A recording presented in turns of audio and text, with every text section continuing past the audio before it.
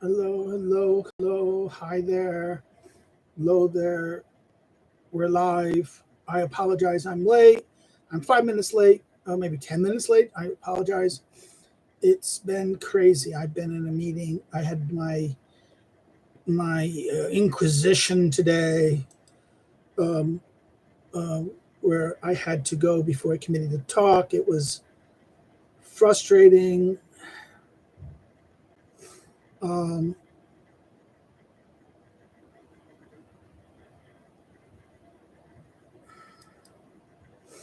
it was frustrating today.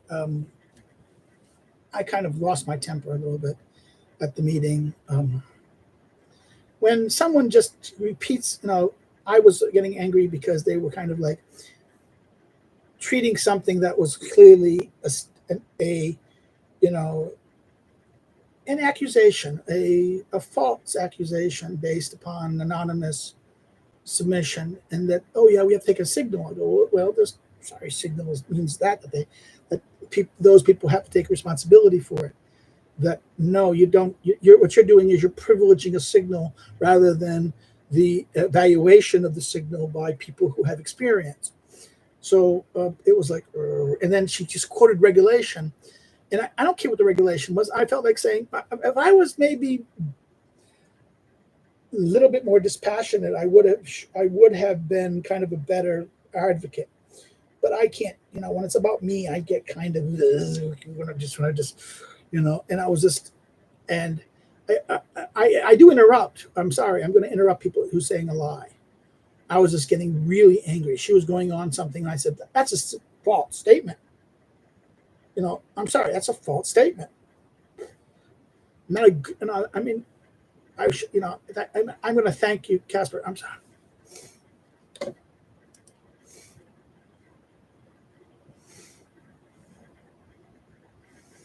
I don't know. I'm going to just thank Casper.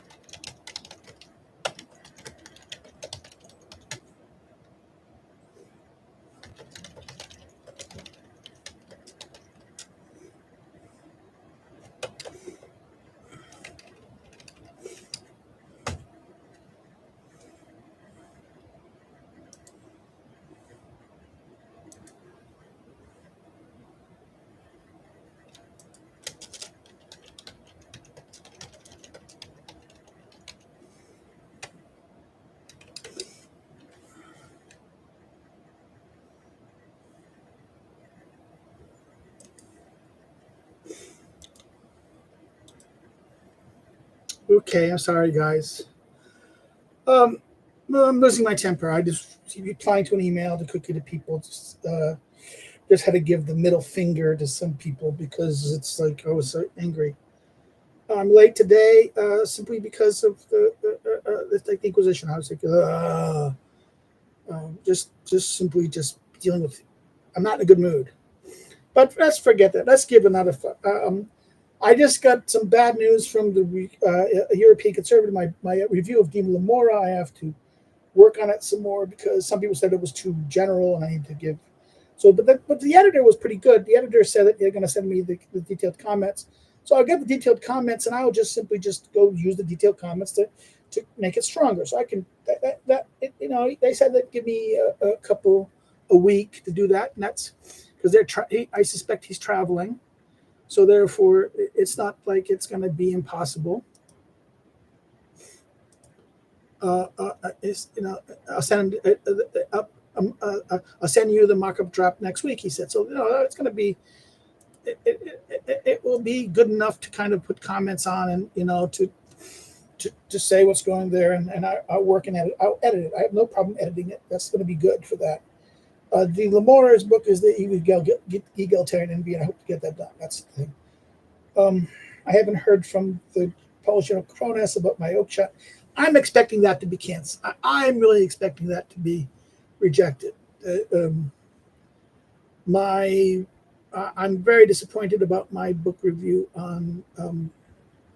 I just wrote a completely new book review about Baton because of that, but I sent it to somebody. He didn't reply, and I don't blame him for not replying in that sense. I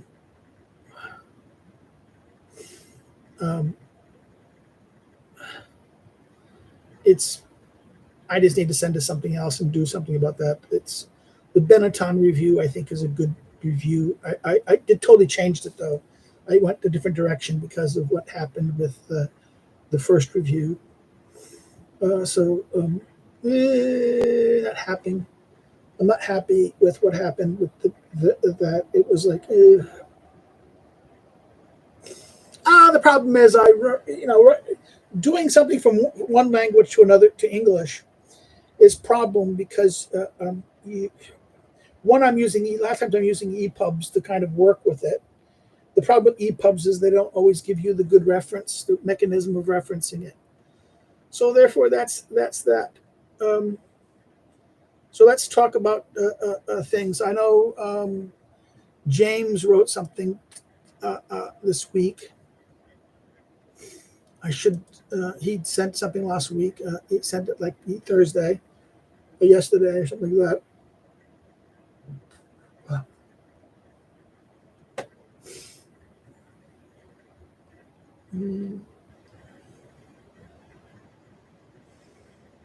People were saying it's Republican Senate. Okay. I had this Monday. I was busy boy. I was at I'm not sure if it's online yet. It's I did a podcast. We were like 2 hours on the podcast about American elections, the U.S. election. And I'm looking at how I hope that it comes out. We'll see what happens. I'm kind of a little nervous about it because I wasn't prepared in terms of the things. And I made some mistakes. I got some numbers wrong. I was doing things. I should have been more prepared in terms of things. I got a little bit of facts wrong. I overstated the.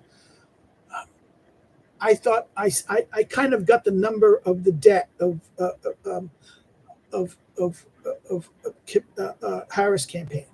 The campaign is only $20 million of debt. I thought it was 120, maybe 200 million.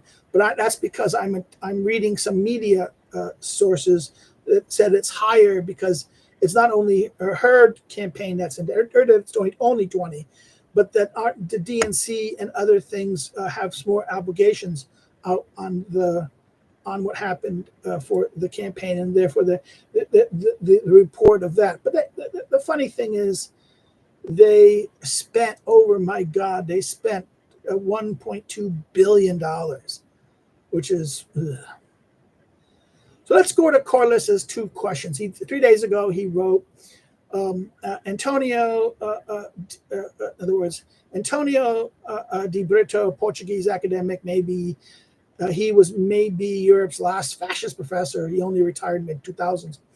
Wrote an interesting article on Nazism and the race issue. Okay, he used what looks like an extensive knowledge of German debate of that period and suggests that there was no consistent or coherent view of race between the various experts.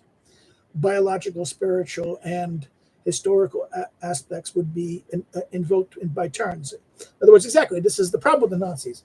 The Nazis didn't have a consistent conception of race. Now, I could point to, in fact, this is why Vogelin's 2 volumes of the 1930s are very important.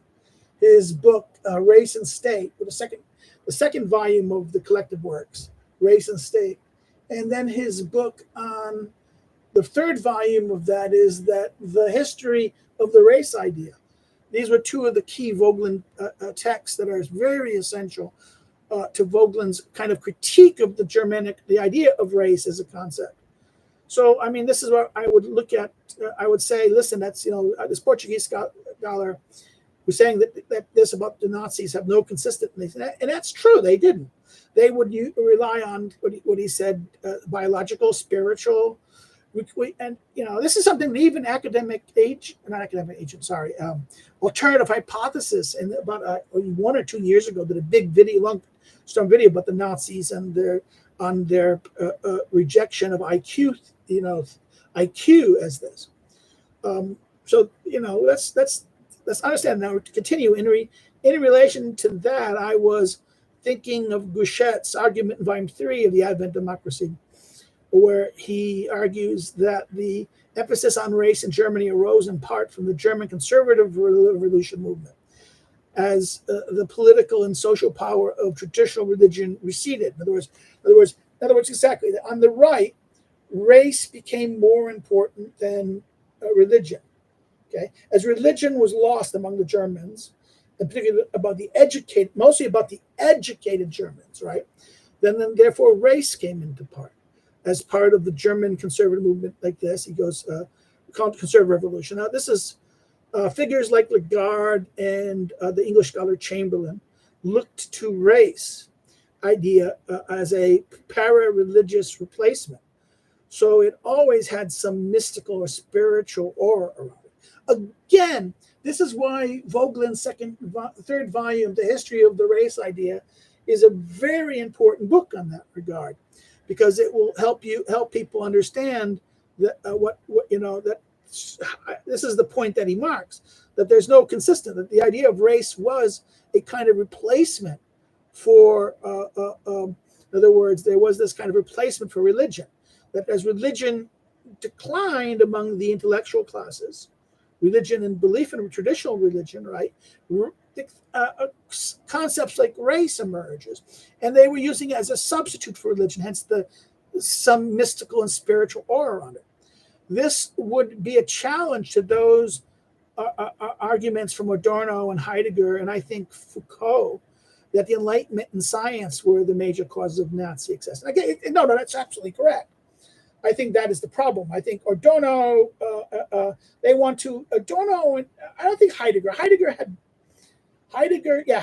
critique of Nazi, in other words, the Nazi successes was due to technology. That's the Heidegger argument. Adorno echoes the Heidegger argument. And Foucault kind of argues the idea that Enlightenment thinking Kantian principles are that which ultimately leads the Nazis to this radical things. So the Enlightenment and science were the major courses of this. I think Gouchet's argument is right here, that it's because of it's. In other words, the Nazis are not founding their argument about science. It was resting on mysticism and a replacement mysticism of the spirit in its regard. I also see that historians are becoming more interested in these irrationalist and mythic aspects of Nazism lately.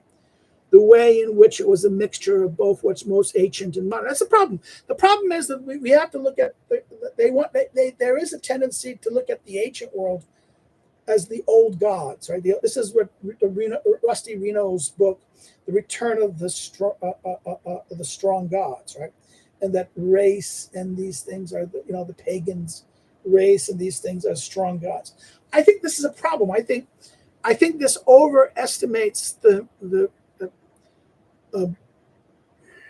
I think we have to understand religion in the ancient world is more tied to normal concepts like faithfulness, keeping one's word. In other words, we have to not view it as spiritual, but rather aspects of character, aspects of one's personality. That the spirit is nothing more than the human mind, the human, not the mind, but let's say the character, the traits that we exhibit in the world, the psyche, the soul, psyche, right? This is what I mean, psyche, right? The idea of the aspect of this. Now, is 4 hours ago, Corliss, when I heard a little about Voglin's view of law as described in his book, the Essays on the Phenomenology of Right, where he treats law in relation to the master-slave dialectic, and in some degree, independent from and above politics. Has this sort of view influenced the current situation in human rights law? Yes, again, I think this is the problem. I think in many ways, that's the real insight that we have to look maybe. There is, in other words, people like this who want to argue that the idea here in the master-slave dialectic, is there something within the master-slave dialectic when we get to the end state where all are free?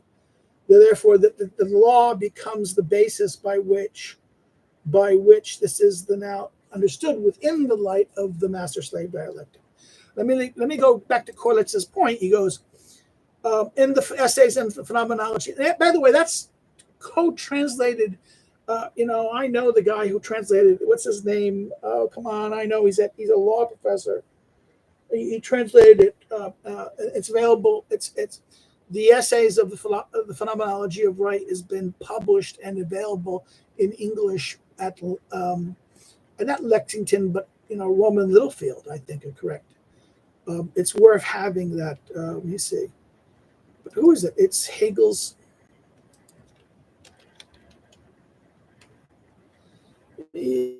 Yeah, hold on. Let me just be a good boy.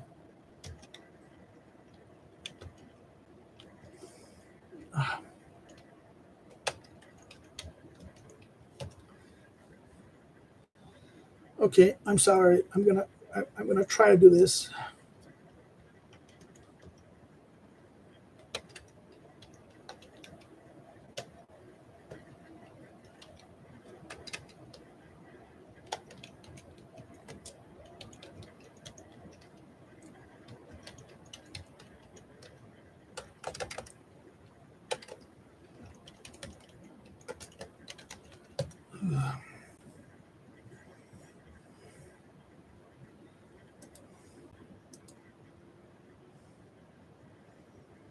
No, come on.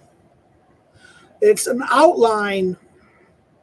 It's called The Outline on the Phenomenology of Rights, $57, published and translated in 2007. And the two translators are Robert Howes and Paul Frost. So I know this is. I have the paperback too. I'm not sure the paperback's still alive.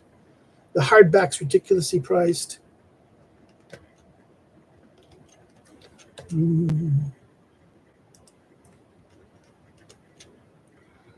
Yeah, okay. So I'm going to put it in the link here so people know what I'm talking about. This is available. It is worth looking at. It's this is that there. He does it within the master-slave dialectic. That's correct. In other words, it is above politics. This is the problem, that the law becomes above politics. Now, this is something that he kind of addresses also. Let's go look at that, because it is in his authority argument. That remember, his 4 criteria of authority was that it was the authority from God, the question about this, the authority of the Father, right? The authority of Plato, just and equity. So what is it? That's the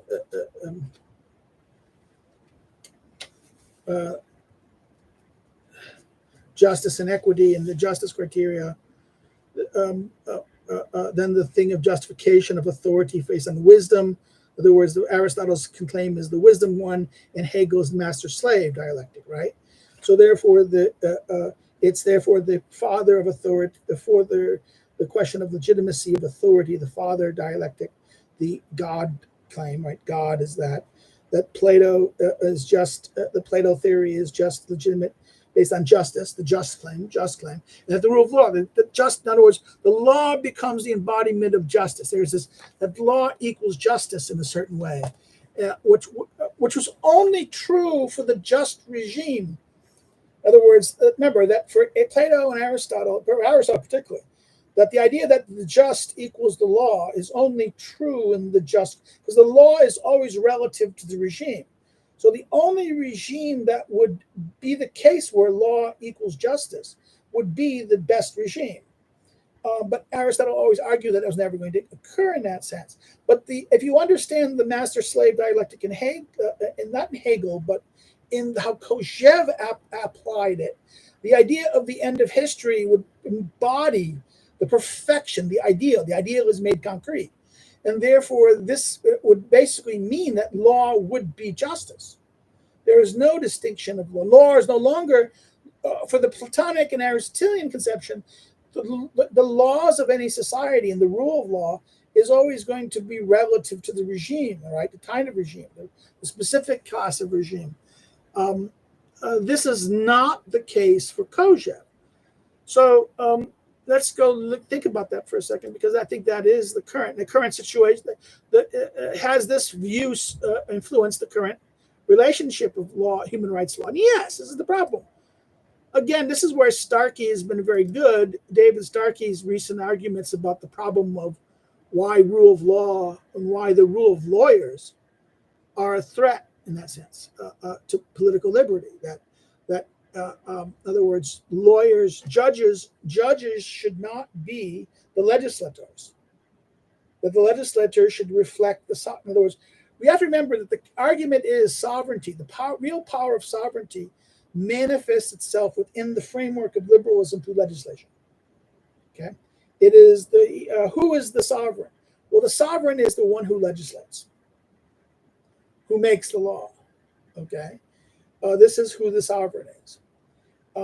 What happens with the rule of law, that once you have the international law, once you have the norm, and there is sovereignty has been made irrelevant, because what is there is no longer the people sovereign, but rather the just order is there, and therefore by having the camera issues.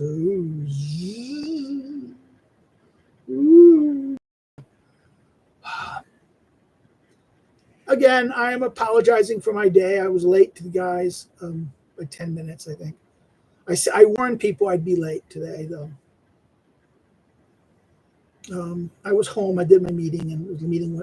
I got angry at the meeting. I lost my temper. It was inquisition. It was a simple inquisition. So I apologize. Now, just responding to Corlitz's 2 posts about this. This is why something like Bingham's piece is very important, because and Starkey, I mean, I read this years ago. I bought a new copy because I couldn't find my other copy, and I just recently found it.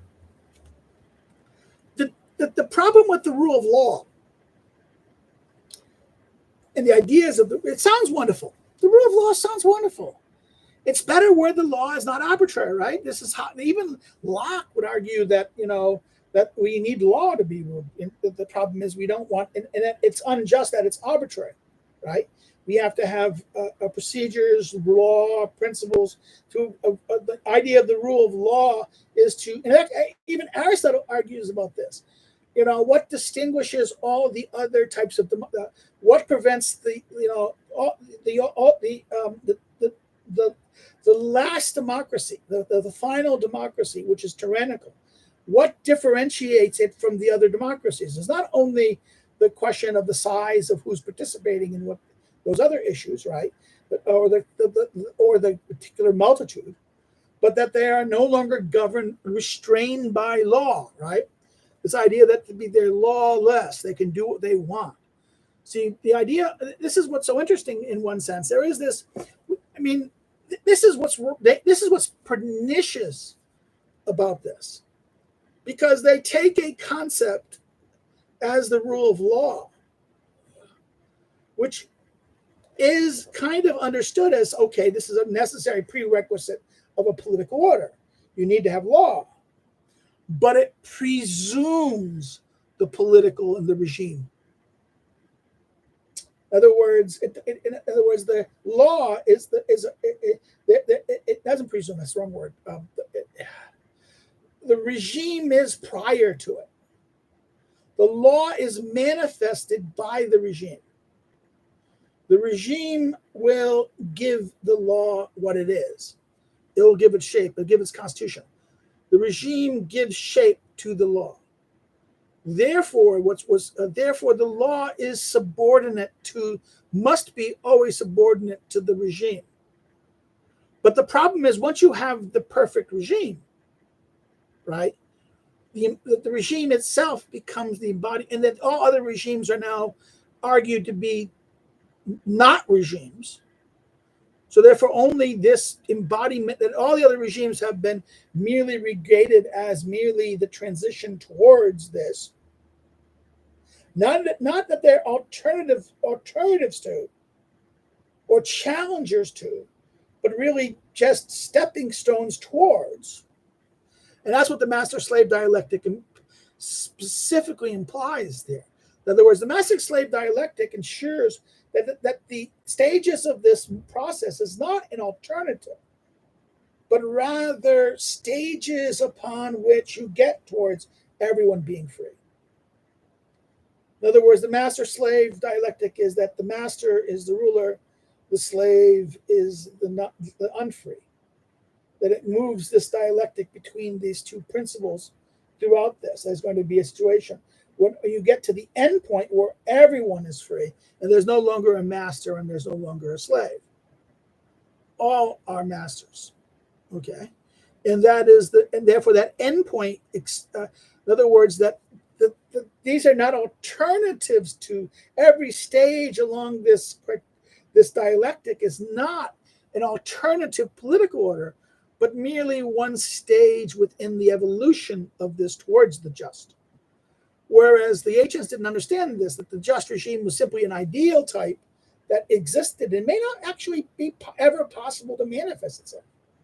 The just may never be, in other words, human beings are always going to, by their particularity and their specificity within the frame of time and space, can never really achieve or approximate perfection.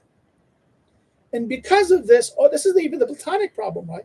The Platonic problem is that because the physical world, the world we live in, is a reflection of the world of eidos, the world of ideas or the world of forms. Therefore, this is always going to be a reflection, and reflections are not embodiments. So therefore, the city can never be, in other words, there's never going to be a just city. The just city is simply some ideal point, some ideal, this at the level of theory or speech, that this exists as a possibility.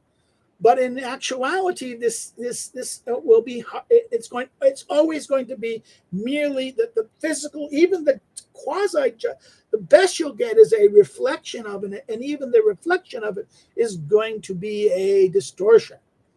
And hence, this is why the problem now for Aristotle, this is less the case. Aristotle would argue Aristotle disagrees with Plato that the embodiment here, it's not this idea between physis and nomos. In other words, nomos here, the physical world, and physis are reflections of this, of this. Rather, biology is this intermediate stage between these two things. That biology allows the physis and the nomos, the convention and the nature, to be actualized. And thus the political order, though it's going to be, there is intermediation, but the complexity of space and time make it impossible that you can get the purely just political order or the political perfectly just regime. It's always going to be their imperfection in this sense because of the limits of the particular, the limits of praxis. And that is limits of action too. This is time, the limits of time in that sense. And I think this is and so therefore, even though that the ideal may be present or the just may be there, the just may manifest itself, but it's manifests itself as a target towards which, not an end state. But for Kojève and gang, the ideal is an end state that you achieve, and that the end state is the inevitable outcome of the process of these things.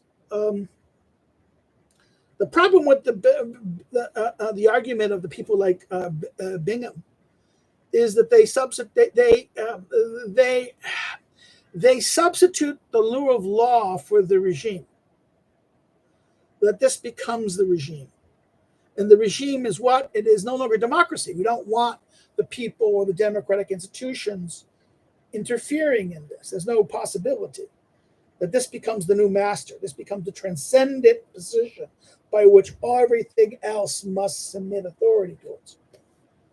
And that's what's the limit problem of it. This is why this is the undemocratic nature of the modern human rights. Now, this is de Saulles. Christine de Saulles does this also. Christina de Saulles' book that's a wonderful book by Christina de Saulles.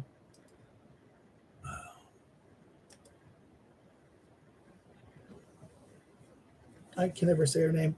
I want to say Christina, but it's Chantal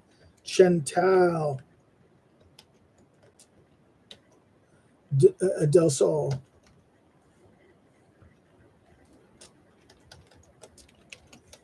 Her book on human rights. I'm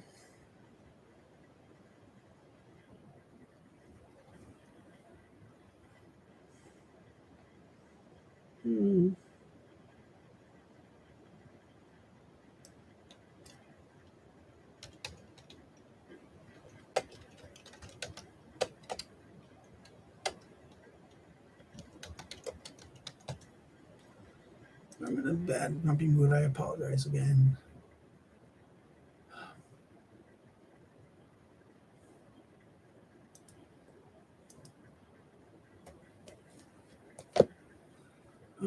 Hold on, let me get this.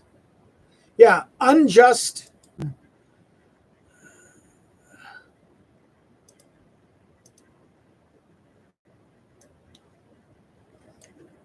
Yeah, this is unjust justice. Really? Oh no, that's why. Okay, hold on. I need the ISSN number. Hold on. There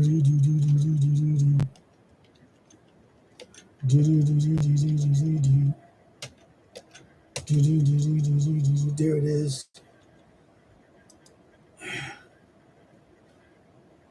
I would recommend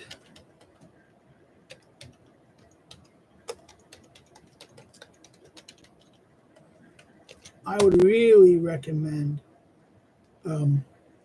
Saulles' book, because her position about this is the argument. It is responding to the question of this. It's available in English. So, she has a wonderful, her book, what is it, Icarus? Her book about,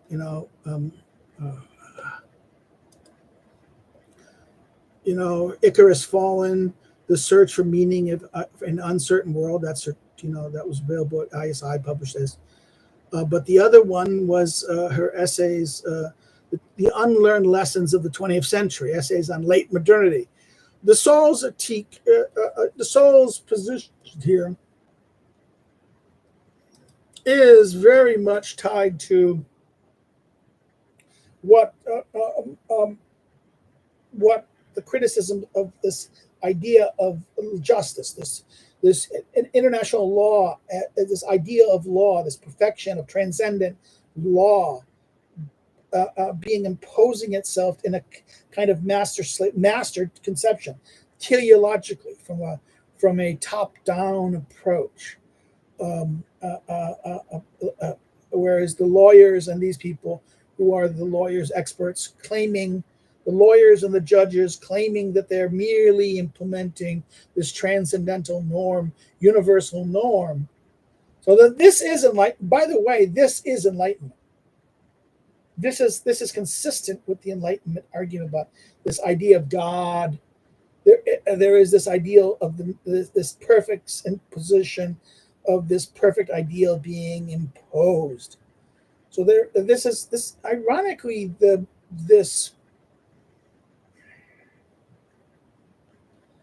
this position really, although it's postmodern in terms of the people advocating for it, in that sense, but it rests upon certain assumptions about the Enlightenment nature of this. It seems to emphasize it's Hegel. It is Hegel and / a little bit Kant. Kant tended to give a little more wiggle room to this than Hegel does, but Hegel, once you take the logic that he sets up in his the phenomenology of soul, of Geist lectures, and then later his applying the master-slave dialectic to the conception of right in his lectures of right, particularly in someone like how Kojève understands Hegel. See, the more I look at Hegel himself, I'm almost tempted to think Kojève's wrong. Because in many ways, Hegel's account in the phenomenology, the philosophy of Recht, seems more to be merely a kind of attempt to describe the German Prussian state at the time. It is not an idea, not presenting an ideal, but presenting the German state, how it operated, and as kind of a type, right? As a type, the administrative state. I came to think of that more and more when I was reading Schmidt's. I think people need to go reread Schmidt's Dictatorship. I think Schmidt's Dictatorship is really a book about the transition of the state from something where, in other words, it's what was the Roman dictator, which was kind of the idea of someone who was created to deal with emergency situations, but it was framed within the context of this political system. In other words, it was within the framework of a political system. Then the idea of modern sovereignty comes here. The sovereign, in other words, you have a sovereign dictator. This is the difference between a constitution, a dictator under a constitution, and a sovereign dictator, right? As so Schmidt's kind of distinction of this, that there is this commission, a commissioner. In other words, I'm a commissioner. I'm executing what my role is, and yes, I have huge power to this commissarial dictatorship, which is understood by Roman law, but the way the modern state then translate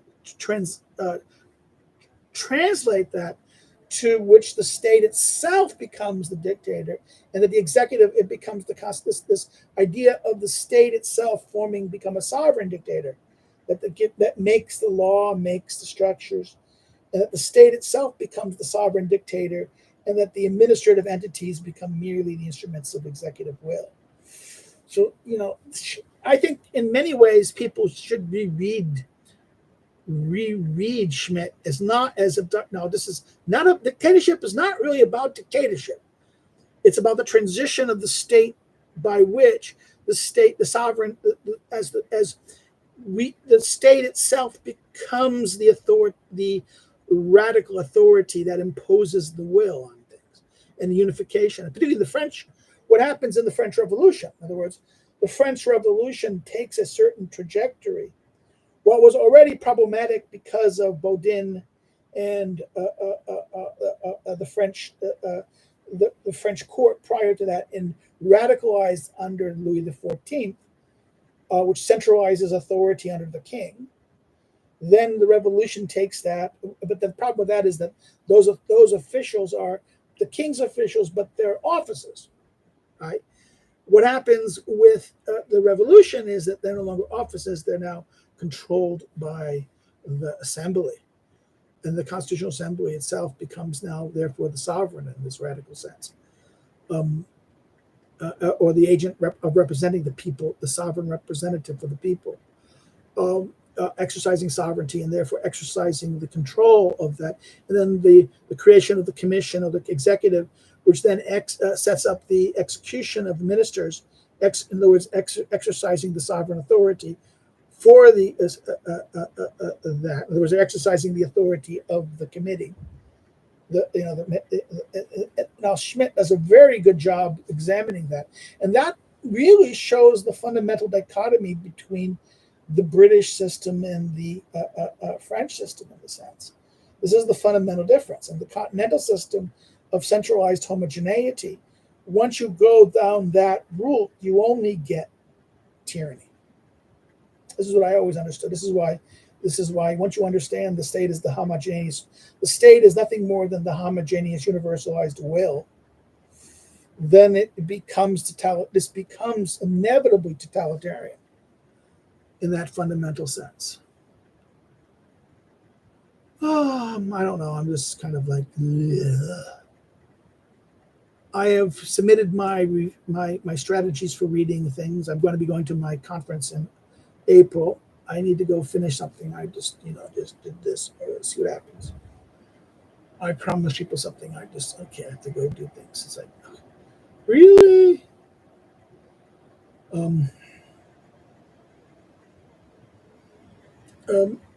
I don't know what to say about this. This is why I'm kind of like saying, ugh. So I'm going to be doing my conference paper going to August, April. I need to go write my papers. I got maybe some things to do. I need to finish. I'm just getting tired. I'm pretty pissed off. Today, frustrated this. I've been really frustrated for like a long time at school, universities. Like, not, it's just getting worse and worse. And that I'm sorry. I am really tired. I'm not in the mood. Today's class was okay. We spent a whole bunch of time talking about their papers on Federalist papers. They're going to be doing the Federalist papers to use this, and there were 5 students. One was sick. I just don't know what to do in this sense. I'm kind of doing there's no real syllabus in that class in the sense that we have only obligations and targeting towards it. There's not a question of we got certain specifics of what we're doing. We're just getting the targets because it's a research course. You don't have a syllabus in a research course. You can't. A course teaching people how to do research, you just don't have a syllabus for that. So if it's the course, the comment was, I didn't have a syllabus. I was like, okay, that's a lie. The only course I wouldn't follow a syllabus for is like a research seminar that you can't have. It's just, and the other things are like, So it's like, and then the other things are other claims that were made that was simply just, you did that. Okay, I'm going to say, when is criticizing your colleague? When, okay, I criticize my colleagues. Yes, okay.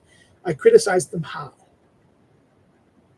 I criticize them with the students because the students ask me something about their, isn't that freedom of academic freedom to disagree with colleagues on the substantive issues? That is not a violation. That's not bringing that is a shallow misunderstanding of bringing the colleagues into disrepute. Then you can't criticize. Are you saying you can't criticize your colleagues? Or go after them because you disagree with them and their analysis or their claim of something? The student says this. No, this is silliness. Okay, so I'm sorry. My head is just going and just want to rage. I don't know what to do, guys. I'm trying to think of what more to say today. I responded to there. Those who want to talk about race and things like that, go really check out Vogelin's the book on the first book on the race, which is the second volume of the collected works of Eric Vogelin, race and race and state. I might even just give you. Hold on, let me just be a complete bastard, man. Let me just be.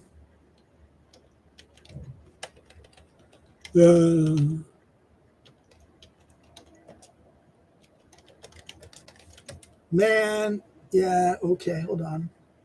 Yes, come on, yes.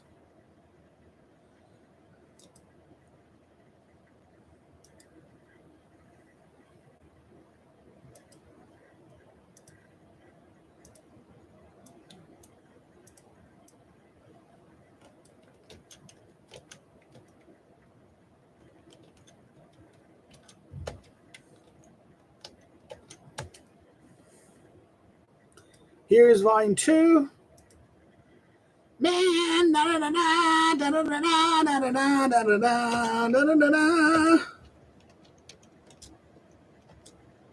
volume 3.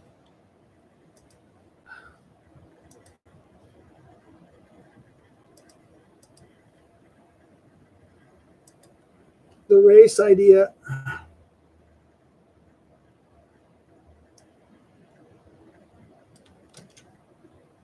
And these two works are very much what Hannah Arendt worked on and made reference to in the idea of race and the idea of thing in her book on origins of totalitarianism.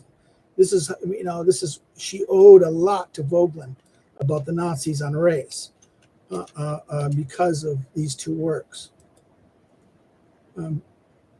I would strongly recommend people look at these if you're interested in this question. Vogelin offers a very powerful critique of how the Nazis use. See, the problem with the Nazis on race, the race theory, is exactly what Corliss James said the problem was, that it's just all over the place. It's not just one thing. It's the Guard and Chamberlain, both of those guys. People want to know who Chamberlain is. Who Chamberlain was. Chamberlain is a British scholar, not Neville, but the race.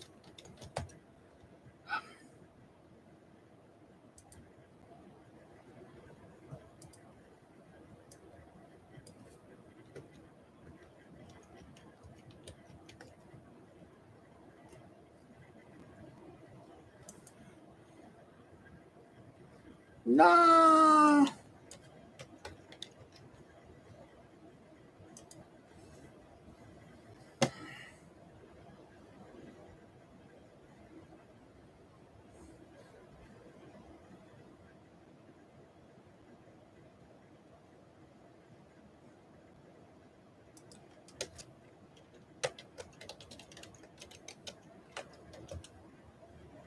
Joseph Chamberlain.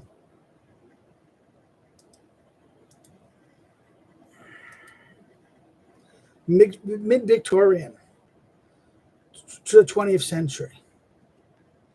He is the father of Neville Chamberlain. Okay, this is why Joseph Chamberlain is important. This is his idea of race. This is a statesman, a Tory, conservative, imperialism, liberal unionist. Okay, this is the Joseph Chamberlain's conception of race was tied to the liberal, in other words, first radical liberal, then unionist, then opposed home rule for Ireland. Offense leading the imperialist coalition with the conservatives. He split both major parties in the course of his career. This is his race language. He will become he starts out as a reformer, but then he becomes this aspect of the He wants to destroy the liberals and the Whigs and the radical program in that sense. The liberals split, right, with Gladstone, right, reveals his father needing national support, was prepared to implement home rule.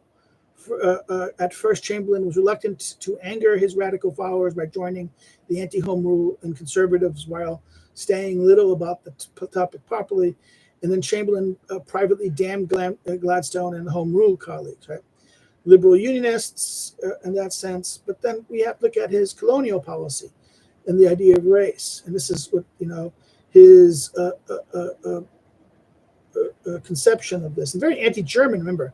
He had a very anti-German policy. In other words, this is so funny. He doesn't see, people like Gladstone will look at the idea of racial idea is, in other words, that there was a kind of obligation here to this. In other words, this is Chamberlain stated, I believe that the British race is the greatest of the governing races of the world ever seen. It is not enough to occupy great spaces of the world surface unless you can make the best for them. It is the duty of the landlord to develop his estate.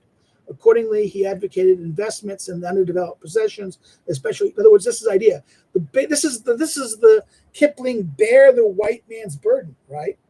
This is the bear the white man's burden in a sense. This is the idea. Now, the idea about here is the negative aspects about this. The way that, he advocated the idea of a German Anglo, in other words, in 1889, a period of Anglo-German tensions because of the Jameson raid and Kruger telegram. Chamberlain met the German ambassador, essentially discussed colonial matters in China. Chamberlain surprised us by assuming him that British and Germany had common interest in that a defensive alignment should be formed in relation to China, Asia, right? The idea of the Asian threat, the Asian European, and this. So therefore, this is the problem. This is the race war, but then the Boer War destroyed that in that sense, and therefore the zenith of the power is this idea of the German, the idea of a unified German, again, shared racial identity of the Germanic or European races. But again, this is tied to Tacitus myth, and this is very much shaping what we call this period. Now, what about this? This is, I think this is important to understand this. That what we have to understand about the racialists of this period is it's a spiritualized conception of race, not a scientific concept. And I think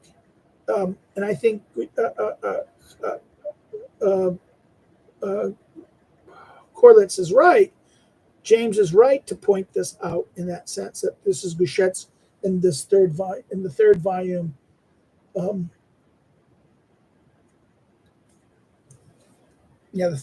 totalitarianism about this talks about the rise of the idea of race, that the conception of race that is developed by that is really shaped by again, this is echoing what Hannah Arendt even argued in that sense. There is this shaping of the racial theories that happened here was out of the conception of the Nazis in that sense. The Nazis emerged in their racial theory. This is the second part, chapter 9, right? The La Escalade Nazi, right? Here, where he talks about the idea of this idea of what's wrong with this, this element of here. Is that where I think Corlitz, was it that chapter you talked about? I need to know where in the thing you want to point to, because I think that is when we talk about the relationship of what happens, right? And that this is the problem of and then the third part. Remember, this is the third volume is chaptered into 3 parts. Part 1. The third part is the democratic reinvention, right? Which is and that's why it's one of these interesting things. I have to say I have to really laugh at this. The last 2 volumes of this is larger than, the first 2 volumes are like babies. They're like 2/3 of either one of these two volumes. So we're at the hour mark almost. I really don't know what to say, people. I think we did a good job talking about this. I put some links in there to some sources about this. I think that it's worth talking about this and thinking about, if people wants to talk about this, that there is this idea we have to distinguish. And I think he's right about the problem here, that Gouchet is right, that this is that it's not from science that the Nazis emerged. So therefore, the idea that, oh my, you're talking about evolution and IQ and all this stuff, or race realism and things like that. See, race realism is not Gobineau. Gobineau is not a race realist. This is the opposite. It's not based upon real scientific understanding of race, but rather this mixed bag of this replacement spiritualism. It was replacement for Christianity. Because no one, we in the post-Nietzschean world where God is dead, we don't believe in the gods. Rather, that we need substitute gods, though. We need substitute gods. Again, that's kind of what Randy Reno and his The Return of the Strong Gods kind of means, right? As we don't believe in the God of the Bible, we turn to other gods, be it faint and other strong gods. And I think this is something we should think about in that sense. I'm too much opaque. Maybe I am. This is like I joked in my last video. I'm too much of a Verist, right? I'm a Protestant Verist, a Calvinist Protestant Verist, in the sense that my theological mind may lead me to Calvinism, and my practical mind may lead to Calvinism, but my scientific mind is going to stick with Darwin and scientific conceptions of rationality and philosophy. And oh my God, how can you align this? Okay, I'm a contradiction. This is the contradiction within my own analysis in that sense. I don't like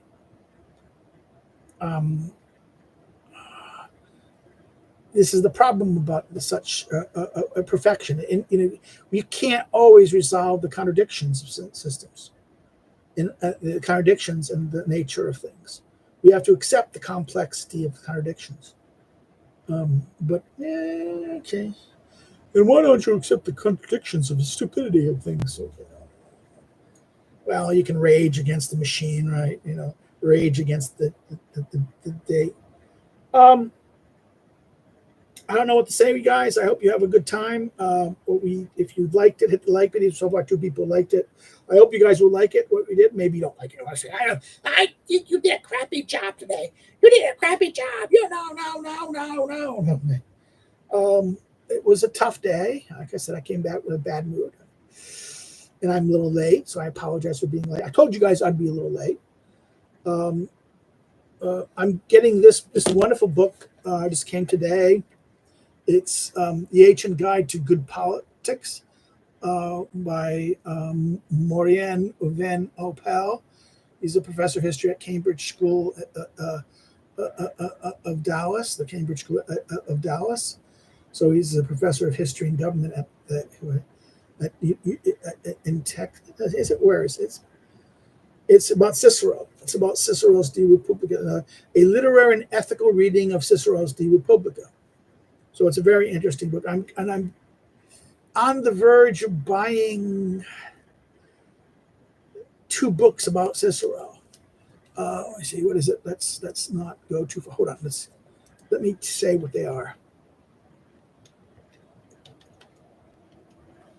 Hey, people, you want to be a nice guy?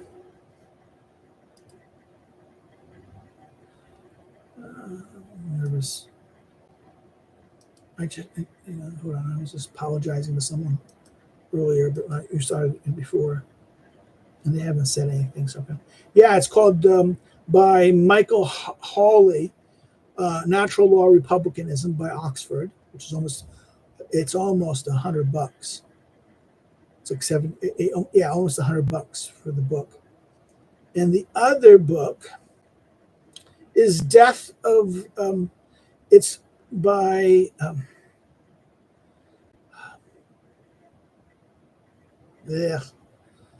Death of, it's going to cost more money. How is it? Yeah. Deaths of the Republic. Imagine the imagery of the body politic in Ciceronian Rome. It's a 2020 book published by Oxford again. It's over $100, $120 $120. Maybe, going on to $120. It's like that, and it's not that big of a book. It is 176 pages, so it's like, yuck. Ooh, but Cicero is kind of like the person I want to look at for now, because Cicero is that intermediate stage where Rome. Cicero is interesting because Cicero is trying to reform. He understands the republic. He's trying to. The republic has a problem of ruling the soci, the larger empire, the larger process, and traditionally is this larger thing is soci or society. Okay, it's contractual. It's interrelationship. It's this like this is the problem of Gemeinschaft, Gesellschaft. The difference between communitas, which is locally, this is the political, this is the civitas, and then the political, this larger empire, this larger nation or larger structure is society, which is based on economic, it's often shared on contract obligations, agreements, concessions, or on force to a great degree, coercion. Empire traditionally was hegemonic. Empire was constantly hegemonic in that sense. So how does he wants to turn empire from being hegemonic to political. This is the shift. This is the Ciceronian shift. Cicero is trying to reform empire, and this is what Rome does. Rome tries to take the political form, which was tied to Gemeinschaft or community, and take the political form and apply it to Gesellschaft or society. It fails. In other words, the political republic, the Respublica, the regime, let's remember, Respublica is what they would translate as Politea, right? Fails because the empire then emerges. The imperator. So therefore, what was seen as a function of the republic is now instead Caesar, in the empire runs it, right? Caesar, then later Kaiser in German. I'm thinking about this question. This is the question that people must address. I need to finish my damn book on the regimes, because I think this is. I need to just get off my ass and just do it. Just finish it off. I have to do the Prince chapter. I have things to do it. I just have to do book 6. I think I'll spend this coming new year doing book 6. I'll finish 5 off, the 2 regimes, the kingship discussion, and just spend book 6 on the legislating, establishing regimes, and then the book it's a manuscript. I can send the manuscript off to somebody and say, "Please help me put it together." I'm not in a good mood. So I'm going to let you guys go. We've been over an hour. If you've liked it, hit the like button. I know this is 2 people now left on there. Maybe there's 1 or 2 people popping on and off. I am trying to read the Peterson book, Wrestling, We Who Wrestle with God, which again, this is the problem of if you know the metaphor, it's Israel. It's Isaac who wrestles with God, who then becomes, Isaac's son. So therefore, this is the great idea of Israel coming in. And then was it Joseph? That's the Joseph and the multicolor. Joseph goes to sold to his brothers sell him off to the pharaohs, and this becomes the whole this whole idea of this, and then the Israelites stuck in Egypt as slaves, and then they try to escape back. The rise of Moses,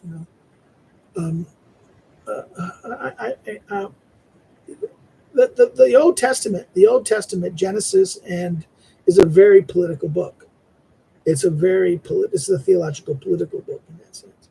So I understand this is why, and for someone like Peterson, it's also a psychological book. This is why Nietzsche liked it. This is why, Jung and Freud will see this. You see the archetypes in this. This is Joseph Campbell and Jung archetypes, right? That Peterson operates under, and then he brings his analytical his kind of more analytical psychology through the lens of these archetypes and these things, and therefore he uses scripture in this light as this light. Now, this is the fight that many Christians will have with him, but at the same time, he seems to be going down a path of discovery, openness towards it, right? His openness towards it. So that's the whole problem about the Peterson book. So I'm going to be looking at that. I think that's maybe my Christmas endeavor. I got we'll see what happens. I'm just looking forward for Christmas. I think we'll take a Christmas break. I'm going to be going to my mother-in-law's house for Christmas. Even though my mother-in-law is living with us now here, we'll be going to her house for Christmas because she has a better kitchen. Shh, my wife says this. I said, why don't we just stay here for Christmas? The kitchen is better. Okay. So my wife wants to, because Vigilia is sadomasochism for Polish women. So it's a very difficult thing. The Easter, the Christmas Eve, which we have the vigil in the Polish tradition, where it's just the big feast. That's the big meal. Yeah, for us Brits, Americanized Brit. I'm not British, but yeah, I'm English. My Greek ancestors are going to say, "Oh no, my mother's side is Greek," and they're going to say, "You're Greek." This is okay, but no. For us, I'm kind of very much shaped by my father's ancestors in that sense, and that I'm English. I have an English mentality, Americanized, of course, which are that's one aspect of this. But this idea of we view our conception of Christmas is it's Christmas Day, right? Christmas Eve, Christmas Day is a big thing. Ham, most people will have pheasant or turkey, right? Pheasants or turkey. That's usually the people like that. It's the big roast, right? But I prefer not turkey. I think that's American. We have turkey for Thanksgiving. I prefer my English glazed ham, glazed ham as my Christmas meal. It's also my Easter meal too. But as Paul, Poles say the word they say Happy Christmas is also that can be Easter time. So it's like Easter and Christmas are kind of in many ways the same greetings. So I will have one more. I think we'll have one more meeting, maybe two more meetings. 20th, I might lose you guys. I might post the thing. We'll see what happens with this. I'm doing my post. I haven't done any recording yet. I apologize. I'm not going to do it. Everything's recording today. If I've not started recording for the Machiavelli discourses, I have everything ready to start. The problem is honestly, the crap with the university that I've been dealing with, and the kind of frustration that has just demoralized me to some degree. I hope you guys have a good week. Today in Poland is St. Nicholas Day. So if you have those of you who follow this tradition of St. Nick's Day, happy St. Nick's Day. In Poland, they'll give chocolates and gifts to kids and things like this. This is kind of a gift-giving day. So happy and Mikolai or happy St. Nick's Day. Please enjoy it. I wish you guys well. Have a good weekend. This weekend I turn back to Shakespeare we will finish Comedy of Errors in my reading group tomorrow. So we're going to, or at least get near doing it. Then I'm going to be a good boy and I'm going to send things out. Well, therefore, that's it. Take care and have a good day. You can like it, hit the like button. If you've not done it, you can always say no, and the other thing is hit the down button. But please hit the like button. Share with a friend, share with media. Another thing you can do is you can subscribe. If you're not subscribed, please encourage others to subscribe. And then last but not least, you can contribute to Patreon, Subscribestar, or buy one of my books. The list of books down there below.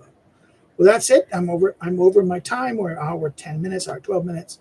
We're almost at 6:30 going on there, and I'm going to stop. I'm tired. I've been a long day. Take care. Bye-bye. Have a good weekend. See you later.